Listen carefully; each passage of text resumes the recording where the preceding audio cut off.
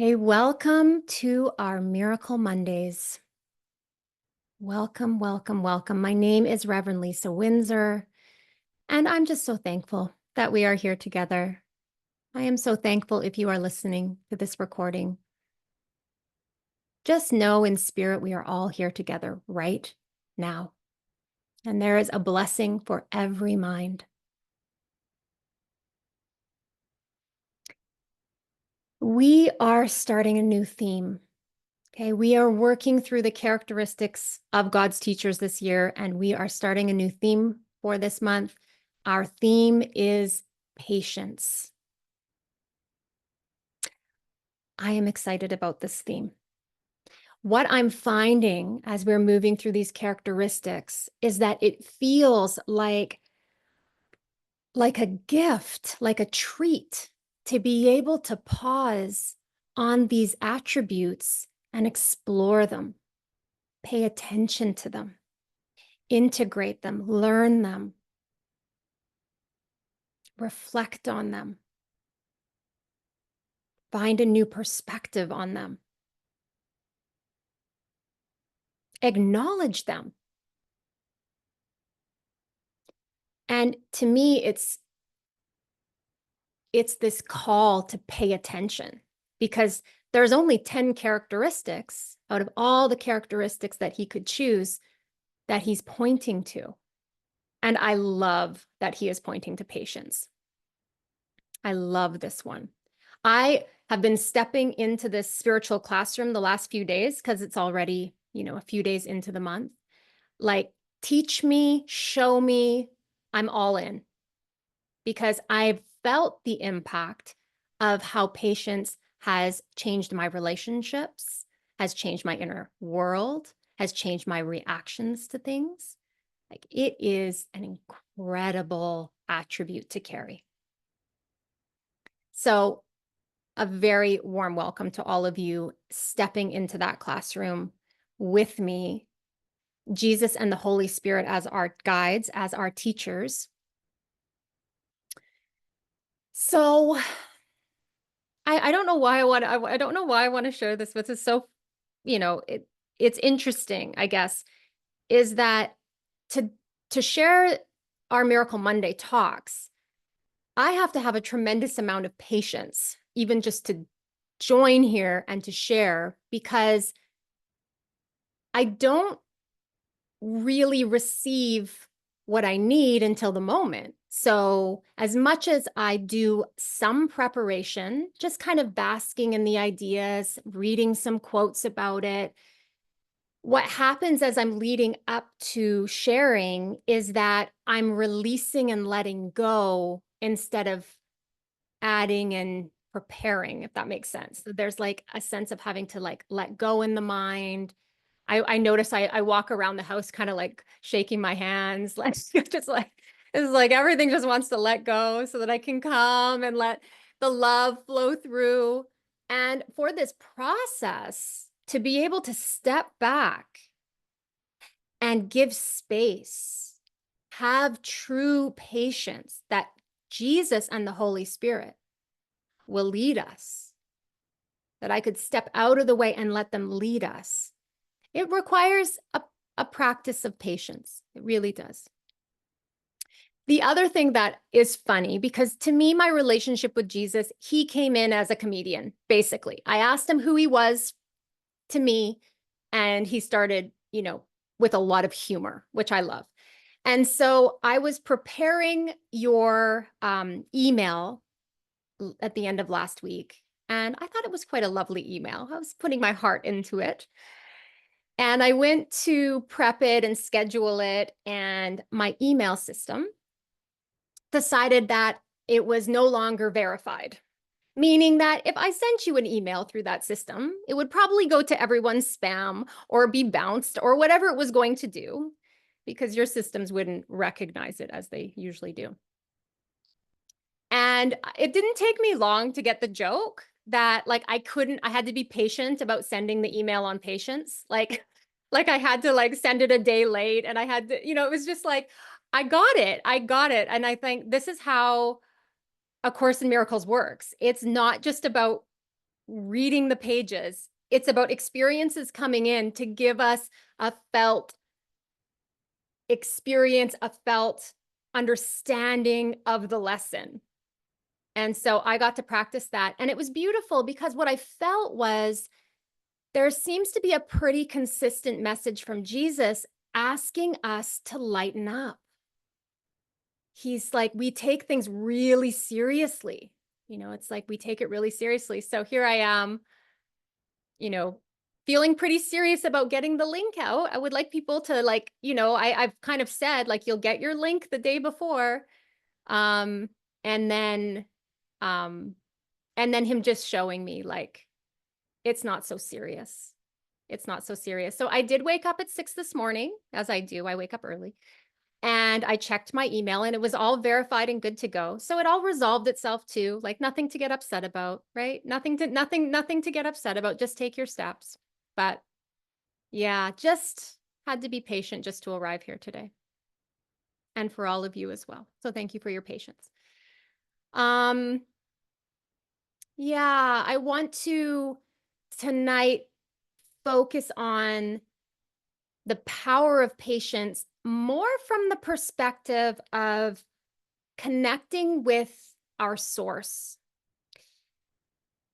What I mean by that is that when we attune to God and his love, we experience the power of divine patience. It's the same patience that we encounter when we are in relationship with our inner teachers. Jesus and the Holy Spirit, they have what we could call infinite patience for us.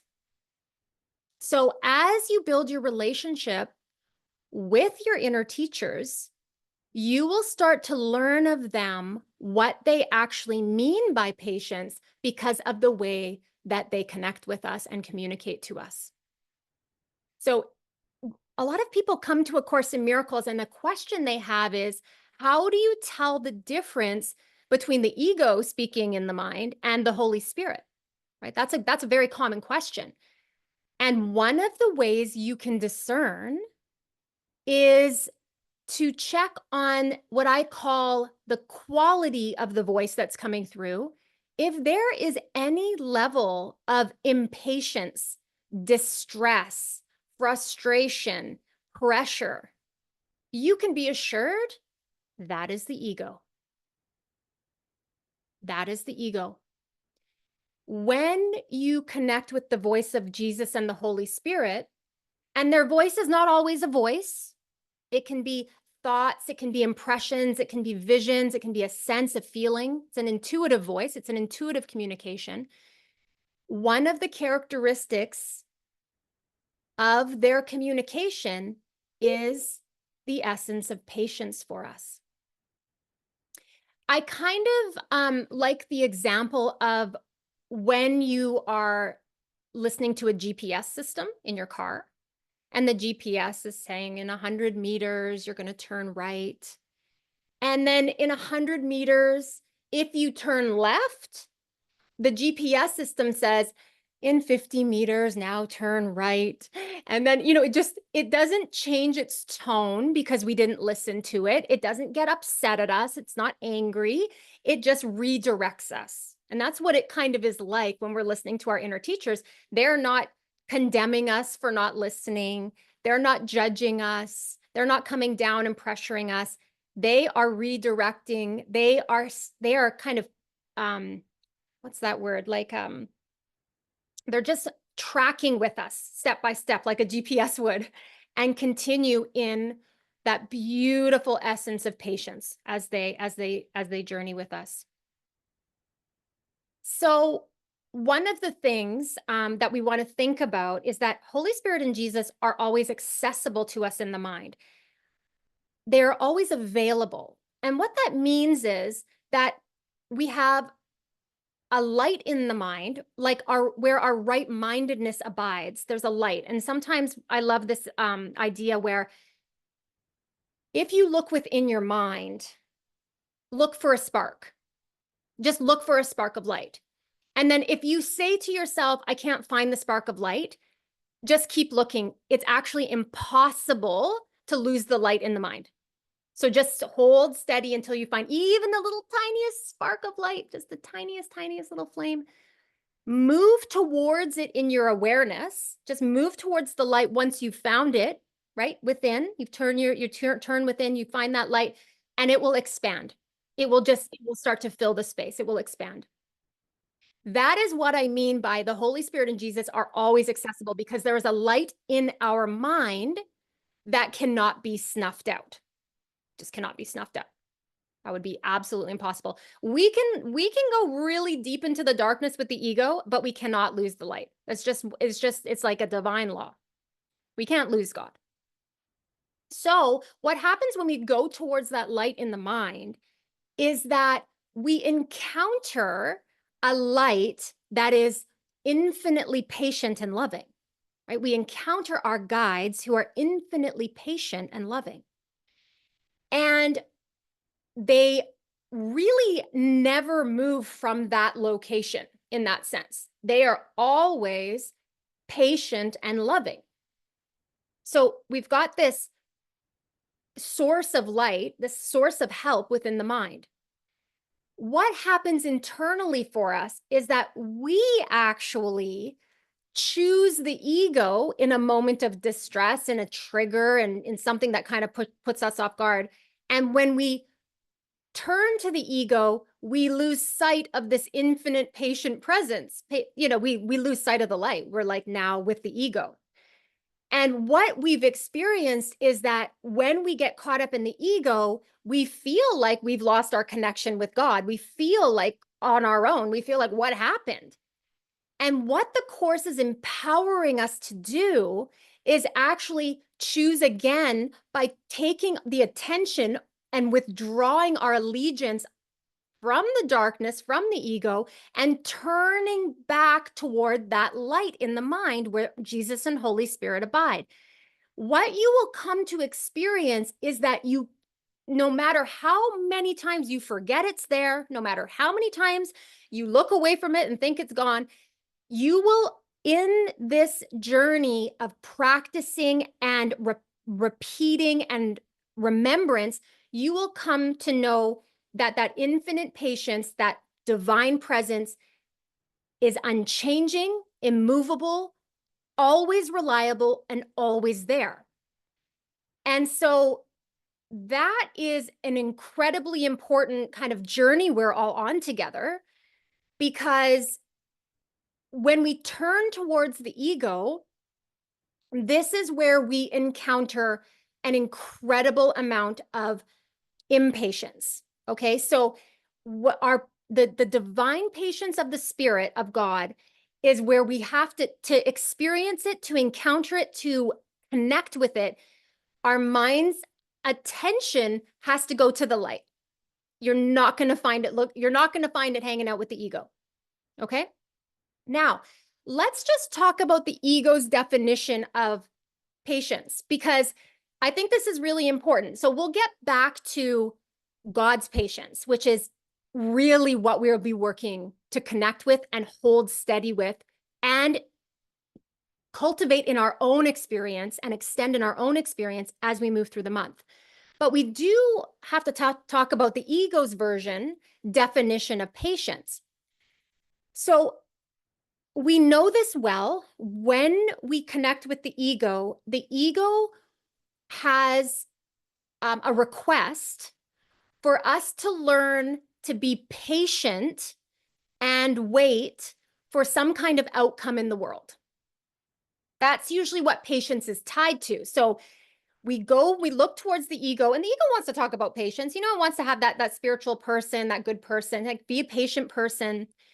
But the patience is always connected to waiting for an outcome, a result in the world. And so we know how hard it is to try and be patient about that. So I would say when we're with the ego, it's not that we're in the beingness, in the patience, it's that usually there's an experience that we are trying to be patient. I am trying to be patient about something. So we are, and if we can do it, if we can kind of get there, then we get, we good for us, good for us. We were patient, and then I was patient, and now the ego's like, now you wait for your reward, right? Which is that result in the world. So we can get into a pattern where it's like, I practice patience and then I get my reward in the world. And we know what happens in this world. How often do we get our reward?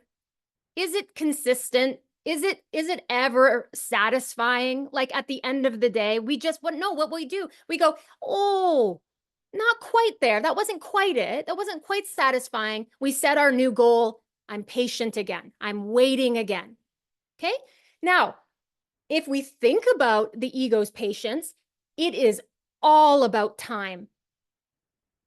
And the ego's impatience is all about time, time and results, right? So the ego's impatience, it's impatient. It wants something now. It wants something different. It wants its results. It's not trusting, and it's always time-based, not coming fast enough. It's not coming at the pace we asked for it. We're not getting it done. Impatience. So that's actually another incredibly important discernment, because when we talk about the ego's patience and impatience, it really is bound to time. And it's bound to time, it's bound to personhood, it's bound to results, and it's bound to this world. When we come back over and bring our attention back to the Holy Spirit and Jesus, they're going to start to have a different conversation, a different messaging that comes through, because they bring us to the eternal. They bring us to the now moment. They bring us off the timeline. Okay, so there's a quote in the course, and it says, "Now you must learn that only infinite patience produces immediate effects." Okay, that's kind of an interesting thought, that infinite patience produces immediate effects. But if we think about what goes on when we move towards what is infinitely patient in our mind, which is Holy Spirit and Jesus and God's presence, the immediate effect is peace, contentment, happiness, deep acceptance, the holy instant. Right? That's the immediate, that's what's real. The immediate effect of going into the infinite patience is that you are now in the holy instant of release, release from the timeline, the pressure, release. You're in the eternal always. Okay? So infinite patience is completely connected to infinite love. Right? Because when we are experienced, when we are in the infinite patience, we are now in the eternal. That is where God abides in his infinite love for us. And that is where we rest. That is where we have everything that we need. That is where we remember who we are. That is where we are safe. Okay. And Jesus goes on to say in that quote, this is the way in which time is exchanged for eternity. So what are we doing when we're going over here? We're caught up in time. We exchange it for eternity when we look to our source, when we look to that loving infinite source, and we choose that as our guide. We choose that as our lead in the mind. Now we have just exchanged time for eternity. Ah. The eternal always, we can now rest. We are now at peace. And then it says, infinite patience calls upon infinite love. Of course, because it's one and the same. Infinite patience is in God's love, and it calls upon that love. By producing results now, it renders time unnecessary, right? Because the result that we are truly seeking for is peace of mind. The result that we are truly seeking for is God. That is the goal, the peace, the joy, the eternal the safety of his presence and his connectedness. And then if I just going to like share a quote that describes God, it says, God is forever kind, infinite in its patience, and wholly loving, right? God the eternal. God is the eternal. That is what the eternal is. Forever kind, infinite in its patience, wholly loving. It will accept you wholly and give you peace. It will accept you now, completely and give you peace. What happens over here? And this is the journey of forgiveness. We are so caught up in our worldly goals. I want these things to happen. These are my personal desires. This is what I've set for myself, and I'm feeling impatient about it. I want it for me. I want it this way. And in order to come to our true desire, which is peace, we actually have to forgive those goals. We have to forgive our impatience. We have to forgive the timeline. We have to forgive everything that comes up that actually blocks us from remembering that our true desire is peace now. As soon as we drop into a space of peace, by the way, whenever we drop into that infinite patience, there is a recognition that our problems are resolved. There's nothing to fear. There's a recognition of that when we come back into alignment. Why? Where does that recognition come from? Well, the Holy Spirit and Jesus, being our wonderful, loving guides, they start bringing us these messages. You are safe. You are loved. There is nothing to fear. This is what they tell us. There is nothing to fear. It's handled. I've got your back. Let it go. It's in God's hands. It's all perfectly timed. When we come over here with the Holy Spirit and Jesus, the other thing that they speak to us of is divine timing. All things are happening in divine time. There are no accidents. Everything is in alignment. Everything is working for good. I like to say everything is working for God. They remind us of that. In that trust, in that space, we can let go of our impatience and our need for results. Results in the way that we want results. If you come to study the rules for decision in chapter 30 of the text, it will tell you the ego wants to set its goals, and then it wants to tell us what the results are going to be. And there's a big letting go of that so we can come over to the Spirit and make our decisions with him. Make our decisions with what is infinite and eternal and knows what is real. The other thing I want to share about around this is that the foundation of patience is trust. That's the foundation, that those who trust can afford to be patient. Why? Why, if you have that trust, can you afford to be patient? If you trust, you already know the problems are resolved, the healing has occurred, all things are happening and unfolding in perfect time, and you can afford to be patient because you know it will just reveal itself in perfect time and all is well. That is why this is an attribute of God's teachers. In fact, Jesus says patience is natural to the teacher of God. He says patience is natural to those who trust. Sure of the ultimate interpretation of all things in time. Okay, over here, sure of the ultimate interpretation of all things in time. The ultimate interpretation of everything on the timeline is it's for forgiveness, that it is illusion, and that it will clear and dissolve and disappear. That's the ultimate interpretation. Already knows it's the same interpretation of all the things of this world. And it says here, sure of the ultimate interpretation of all things in time, no outcome already seen or yet to come can cause them fear.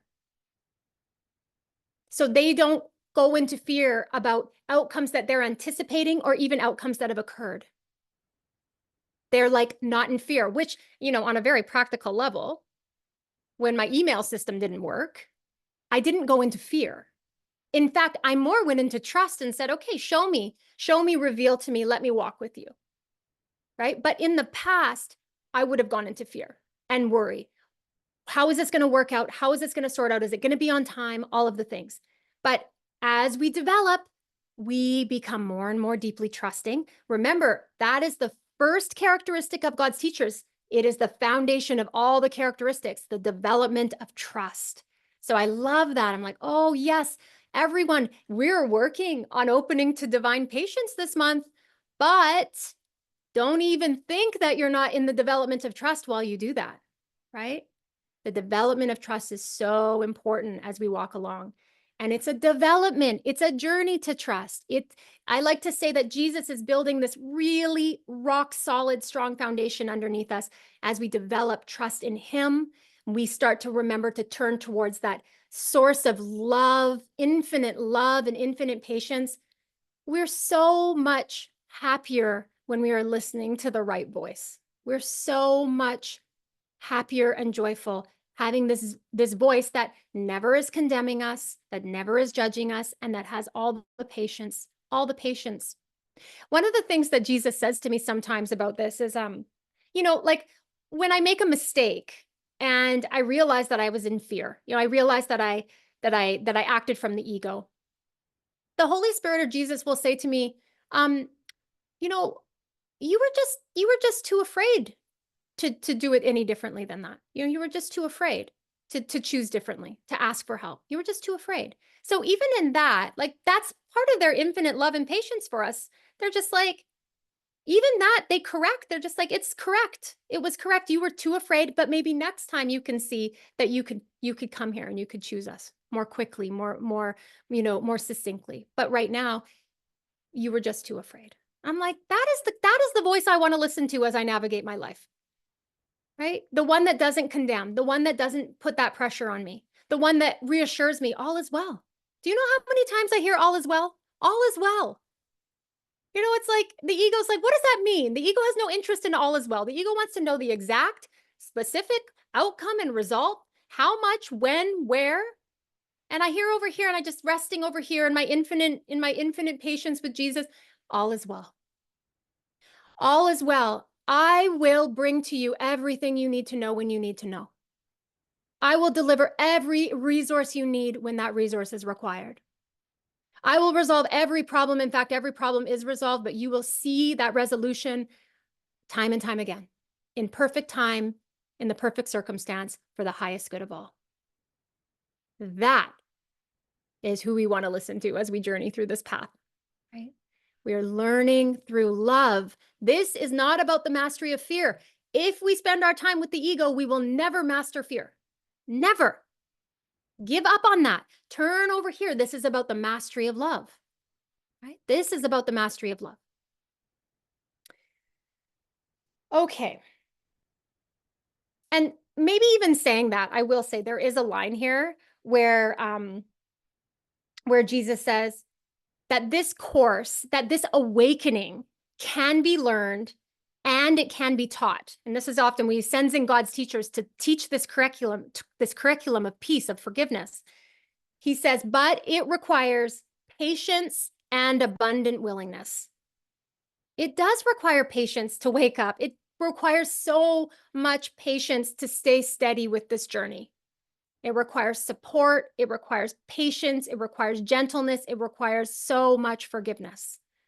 Right? But we have everything we need. We go over here and the Jesus and the Holy Spirit remind us, and you have absolutely everything you need to heal and awaken. We would not withhold one thing from you. Not one thing would we withhold from you. What you need to awaken, to remember who you are and be happy. Right? It's like, that's the best. And this is kind of, you guys may have heard this story, but I always love this story. Okay, this is a little Zen story. I don't know how well I'll tell it, but anyways. But I thought it came to my mind when I was thinking of an example like of patience, about especially to do with like patience about like results, right? Patience about not being attached, not being judgmental. So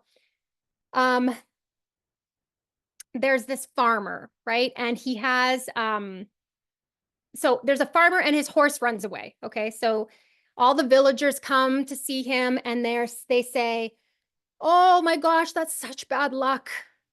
And his response is, "Maybe," right? Maybe. And then the next day, the horse returns with all these wild horses following it. And the villagers come back to him and they're like, "Oh, congratulations. Oh my gosh, you're so blessed." And he says, "Maybe." And then his son gets onto one of those wild horses, trying to tame the wild horse, and he falls off and breaks his leg. And the villagers all come back with their opinion and say, "Oh, what an unfortunate circumstance.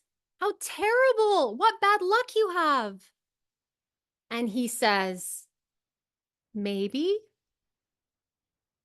And then the next day, soldiers arrive at the village and they are conscripting all the young men for the war.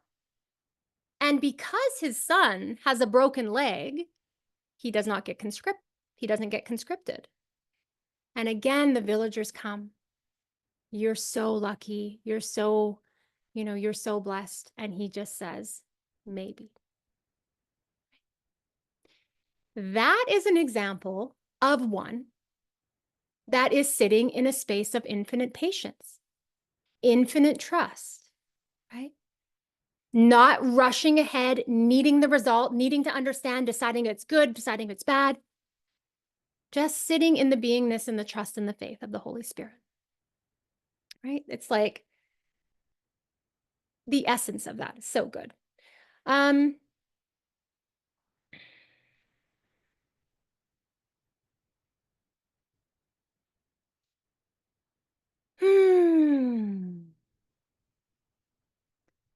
Yeah, I think that we're going to complete this portion of our talk. So what I want to say, if you're listening to the recording, is be in the practice of infinite patience. Be in the practice of turning towards your infinitely patient guides this week. That is where you will learn to discern who's speaking to you. That is where you're going to learn and integrate the attribute of patience for yourself. I always encourage you to come onto the live calls on our Miracle Mondays if you can, because there's a question and answer for those that are on live. And if you're interested in our programs, in our Miracle Mondays, please visit our website at www.modernmiracles.com.